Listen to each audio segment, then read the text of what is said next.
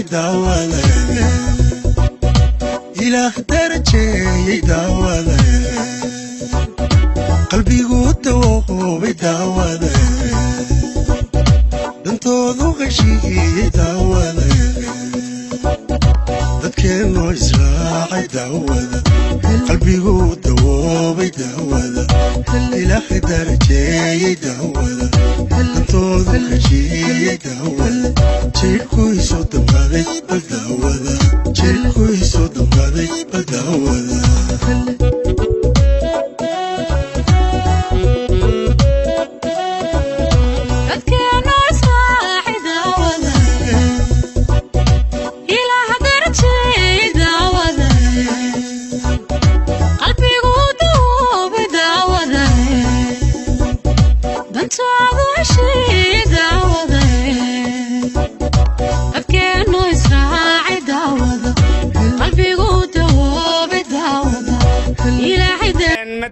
متانا هود marka dhamaan dadkiina waa naadsantiin waxaan leeyahay marka halaga sii wado nabadii iyo wanaagii way qaateen odayaashii si aad ogtiinba intay soo mareen dalka dhan yay nabadii qaateen way qaateen haweenkii oo waxay eegaag oo ugu dambeysay ayay ku qaateen haweenkii inana waxa la inaga doonayaa inaynu qaadano nabadda oo aynu hogaansano wixii la inoo soo jeediyay mar labaad iyo mar saddexaad baan idin salaamayaa waxaan soo dhaweynaynaa dhalinyarada dhigayaga ah ee mataanaha hawd ee aan soo dhaweynaynay aad iyo aad baan u soo dhaweynaynaa waxaanu bogaadinaynaa oo ka mahad celinaynaa sida fiican ee ay soo ajiibeen waxaan leenahay nabadda horey baa loo qaatay inaynu ku shaqayno oo maxaan ku ilaalino baa la inaga doonayaa war ma qaadanay idinka mahad celinaynaa sida sharafta leh ee aad noo soo dhaweyseen ee aad u jeceshihiin nabadgelyada horumarka iyo midnimada dadka reer Buuhoodle aad baad u mahadsantihiin waxaan kale u mahad celinayaa ilaahay baa mahad leh isimadii ugu horeeyay garaad jaamac garaad cali garaad jaamac ee ka shaqeeyay nabadgelyadan maanta halka maraysa isimadana waa u mahad celinayaa dhammaantood cuqaashi baan u mahad celinayaa nin garboodkii baan u mahad celinayaa arinta ka shaqeeyay waxaan u mahad celinayaa labada beelood ee walaalaha ah ee horumarka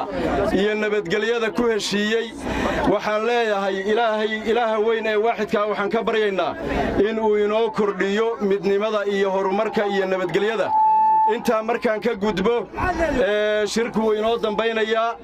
xafladani waxay daaran tahay in la isdhex galo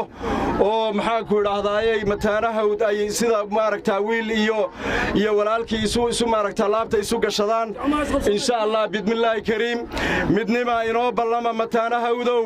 horumar baa inoo ballana waxa inoo ballana wixii aynu 15 sanadood muxuu ahaa kaga hadhnay dadka inaynu imika kaga horeyno sanad gudihii wartaa ma ku ballanaa aad baad u mahadsantihiin nabadgelyada aan xoojino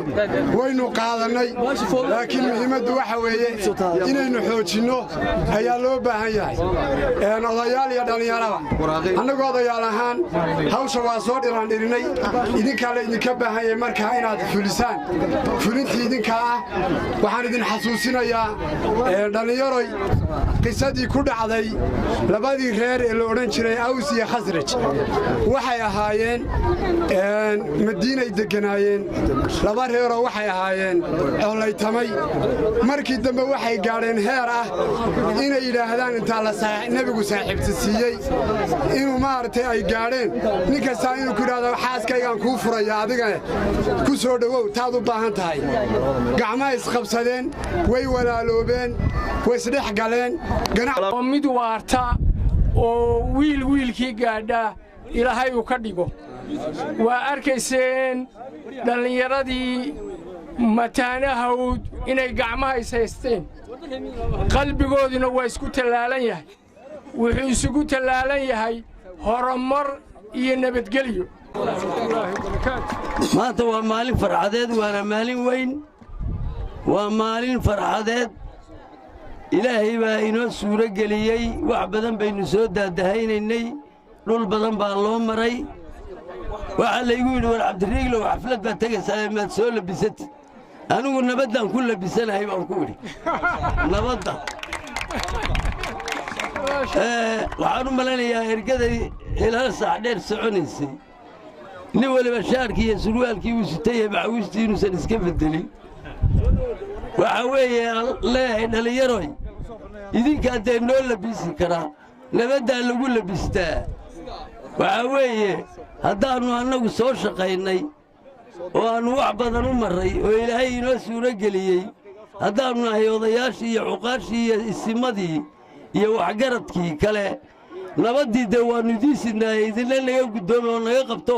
inoogu shaqeeya inoogu shaqeeya idinna ku shaqaysta kuwa ku shaqaysanaya ugu faraha badani waa idinka annagu waxaannu soo qabanaynay soo qabanna kuwaannu halgamayno aannu mustaqbilkooda rabno ee aannu mustaqbilkooda doonayna inay mustaqbil wacan yeeshaan oo ay yeeshaan waa dhallinyarada weeye rag iyo dumarba laga guddooma waxa laga arrado dharka maaha waxa weeye nabaddaa laga arradaa kulligii nabadda labista wada labista nabaddii labista waa guddoomateen kulul dadkuna in badan buu taagnaa waxaan u mahad celinayaa dadweynaha shacabka reer buuhoodle aad iyo aad baad u mahadsantihiin soo dhoweynta qiimaha ee sharafta badan ee inta badan aad u taagnaydeen bacadka waxaan leeyahay rag iyo dumarba aad iyo aad baan idinku mahad celinayaa waxaa loo baahan yahay annagu ka odayaal ahaan odayaal badan baanu ku wadnay dhallinyarada aad naga dalbateen ee mataanaha hawd aniga iyo guddoomiye cabdiriigli cabdi xaaj cali waxaan leeyahay nabaddii waad qaadateen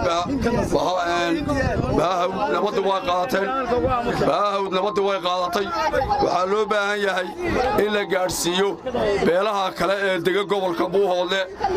oo layswada garabsado si loo helo buuhoodla mida buuhoodla waxtara buuhoodla waxqabada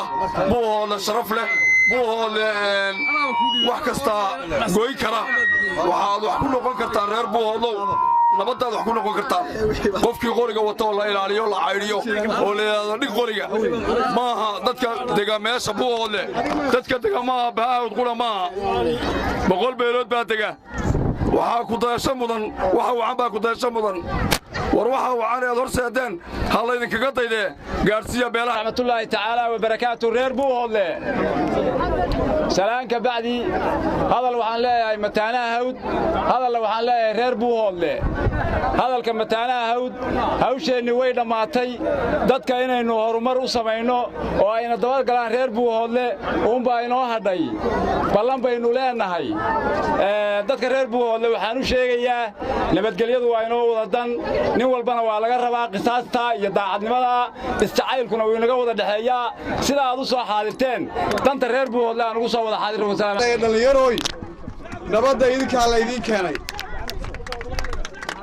maantana waxa aynu joognaa waa buuhoodle oo midnimada dhallinyarada bahahawd ku midaysan yihiin mataanahawd waxaan rabaa halka inaan uga sheego dib baynu u dhacnay nabad darradu dib baynoo riday guri iyo goob iyo gogol baynu wada lahayn cidda maanta loo baahan yahay inay beddesho oo horumar u beddeshaa waa dhallinyarada soo dhallinyarada ma aha waxaa inaga muuqda ee nabadda ah maanta cabdiriigle waxay ugu dambaysay muddo hore oo fara badan inaannu isasalaanno maanta saakaa igu horraysayoo 10 sanoo dhadhow ismaanaan arag waxay ii ahayd arrin aad iyo aad iigu ah qiiro iyo farxad ilaahay baa mahadda iska leh